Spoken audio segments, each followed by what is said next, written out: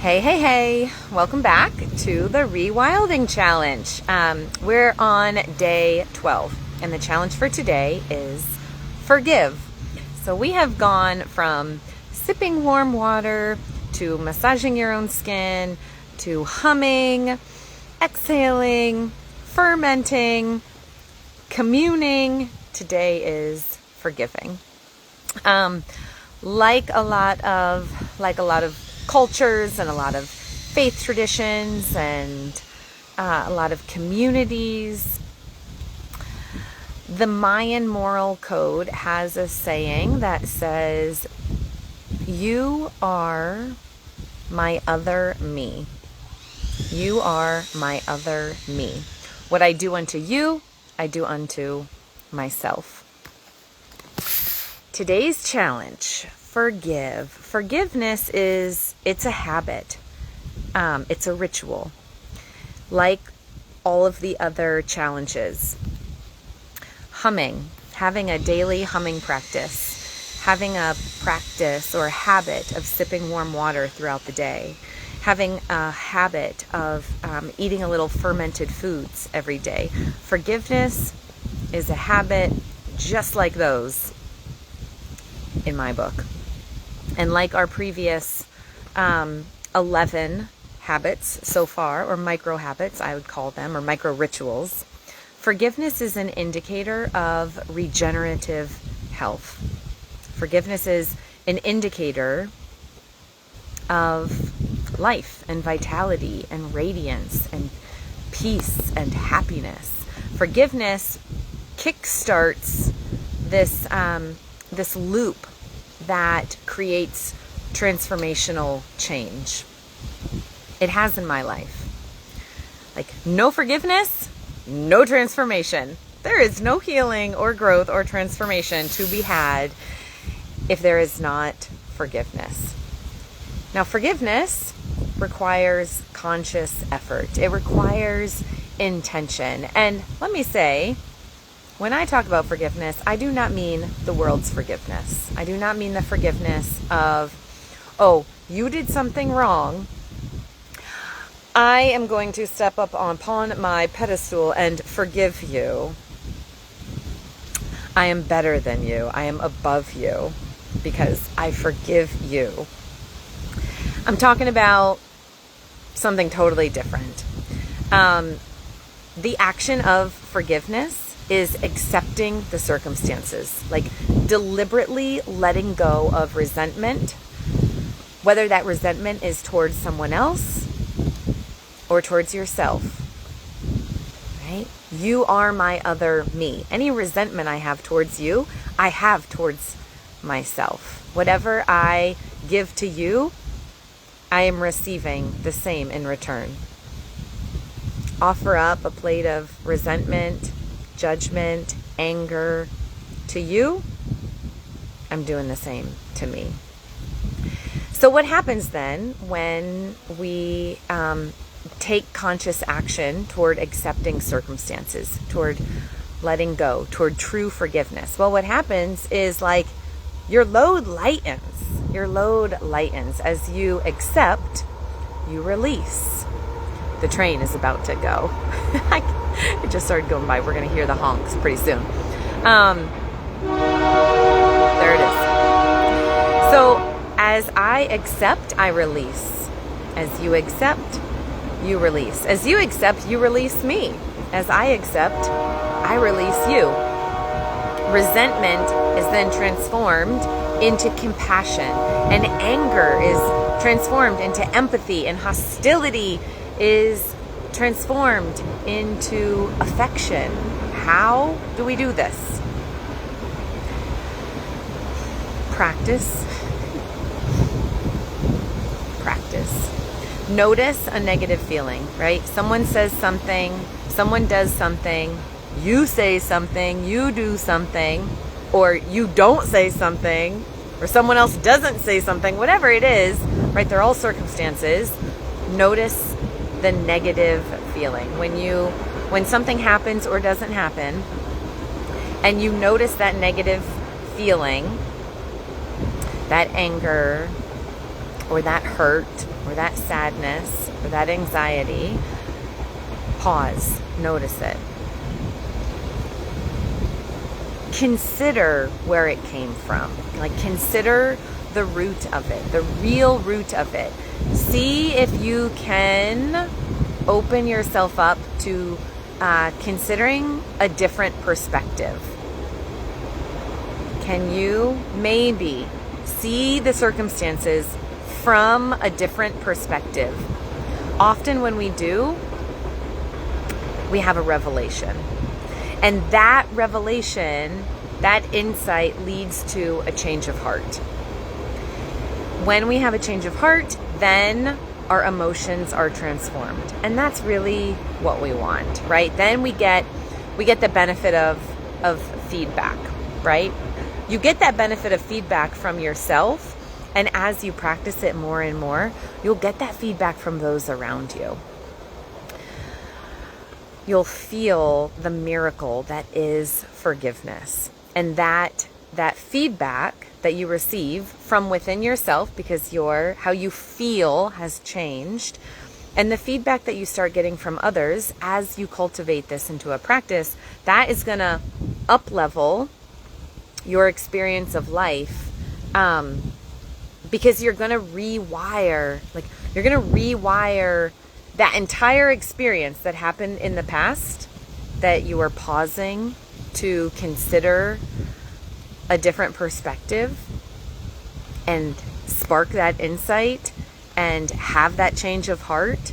That experience that happened or didn't happen, you're going to be able to reframe the entire experience. You'll be able to rewire it into a positive stressor.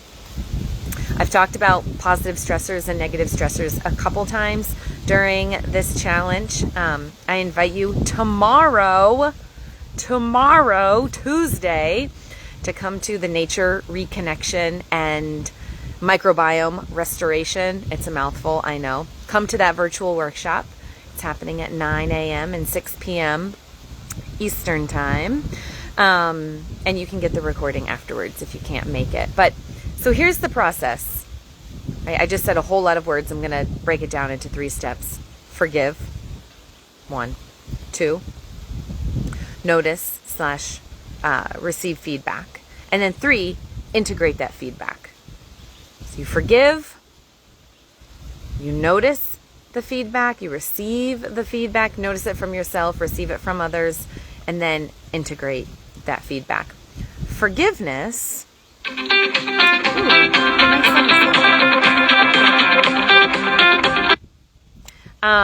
Forgiveness, including self-forgiveness, is never ever the path of complacency. So I want you to right now think of an event from your past which continues to bring up pain. So think of something that happened in the past, something you did, something someone else did or didn't do, something you said, something someone else said. It doesn't have to be like a big thing, right? Maybe like a 1 pound, 2 pound weight, but it's still there. It weighs on you. It causes you a little discomfort or regret, perhaps. So think of an event from your past which brings up a little pain. Now, look for judgment there. Look for judgment. Look at all of the people who were involved in that experience. Consider their perspective. Consider your own perspective when the circumstance unfolded.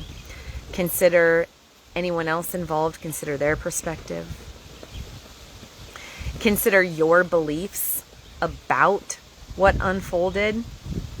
What were you believing at the time? What do you believe now about what happened? Right? This was wrong. That was wrong. So-and-so should have done this. I should have done that. Those are all beliefs. Those are perspectives. Can you consider other perspectives Can you identify? You don't have to believe them. You don't have to take them as your own. I'm simply asking, can you identify another perspective? Can you identify another perspective? Can you identify another perspective? Like, to ground this exercise, I'm sitting by these 5-gallon buckets of veggies that I'm growing, right? And I can look at them. Like, you can look at the strawberry plant from this perspective, or you could look at the strawberry plant from that perspective, right? So can you see the circumstance that you have in mind from multiple perspectives? I guarantee that the more and more and more you do this, the lighter and lighter and lighter you will feel in life. The more you will be able to access forgiveness more quickly and more often. Forgiveness can be a slow process. It can be a deep process. It can be a layered process. It may be a lifetime of work. Keep going. Keep going. Like, do we really have anything better to do? Honestly, do you really have anything better to do with your life than practice forgiveness? Do you know of anything that will bring about the same kind of freedom and joy and peace and increased vitality? I mean, I am open to you sharing that with me if you do.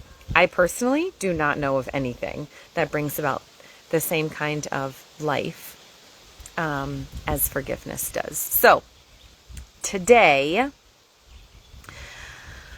I invite you to consider, and for myself also, first for myself to consider, like, what am I not actively forgiving yet?